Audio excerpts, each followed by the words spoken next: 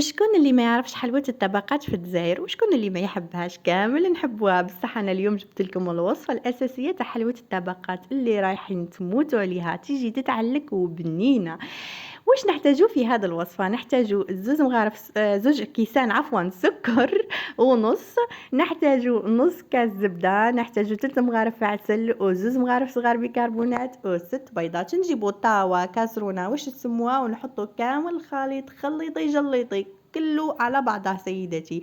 يعني ما نحطوش الحاجة ونحركو، لا هاد الوصفة ما فيهاش تحراك يا البنات. نحطو كامل المكونات اللي عندنا، زبدة عسل بيكربونات وبيض، كلش خليطي جليطي في الكاسرونه ديالنا.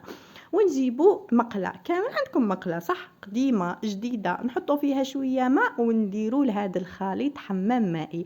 نديرو له حمام مائي ولكن لا نخلطو يا سيدتي، يعني نحطو الطاوه تاعنا فوق الحمام مائي ونحركو غير على الجناب باش ما تتحرق، ما تلصقناش عفوا. نخليوها لمده ربع ساعه.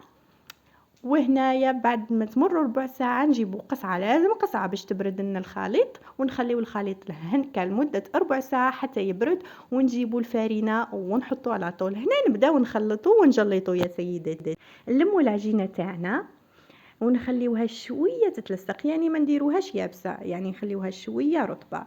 نقسموها على 3، نجيبو نخبيو الزوز تاعنا ونجيبو نبداو نخدمو بالوحده. يعني الا عندك 3 بلاوات كيما بعضهم خدمي ضربه مره، الا عندك بلا واحد كيما انا خدمي طرحي الاول وزيدي الثاني. وشنو ننصحك تحطي شويه زيت من تحت وشويه زيت في يدك باش تسهل عليك العمليه. هنا جبنا البلا الاول رانا فرغناه ونخدمو كيما كامل تعرفوا حلوة الطبقات. نحطو فوقها المعجون المشمش، يا لالي يا لالي، ونحطو معجون المشمش في الطبقة الأولى ونروحو نطيبو الطبقة الثانية. نجيبو الطبقة الثانية ونحطوها فوق أختها، هنا راني نسقم فيها، ونجيبو معجون المشمش. نجيبو الطبقة الثالثة نفس الخطوات. هنا كل واحد كيفاش يحب يزينها، التزيين يبقى اختياري يا البنات. انا هنايا وشنو نضيف لها دائما كاوكاو. وشنو انا في الكاوكاو في هذه المرحله كاوكاو تاعي درتو شويه خشين عفوا رقيق. انتي نتمنى انك ديري الكاوكاو تاعك خشين يا سيدتي، تخليه شويه حبات تاعو تبان باش يعطيك واحد البنه للحلوى. صدقيني راح تولي مدمنه عليها انتي وكامل افراد العائله، خاصه الرجال يموتوا عليها. هنايا بعد ما حطينا المعجون المشمش تاعنا عفوا نجيبوا الكاوكاو ونحطوه من الفوق. رانا هنايا نزينو، ننساوش التزيين التقليدي تاع هاد الحلوى، يعني نقصوا الطراف جنب. انا هنا قصيت بزاف، قصي شويه برك سيداتي. نرحيوه بهذه الطريقه، فتفيتي فتفيتي تتفتفت معك الحلوى بكل سهوله.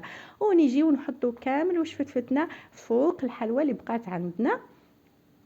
وهنا نقطعوها التقطيع الأساسي، يعني التقطيع اللي تعرفنا عليه طول عمرنا في حلوى الطبقات اللي هي مقروضات. نقصوا الحلوى تاعنا على شكل مقروضات.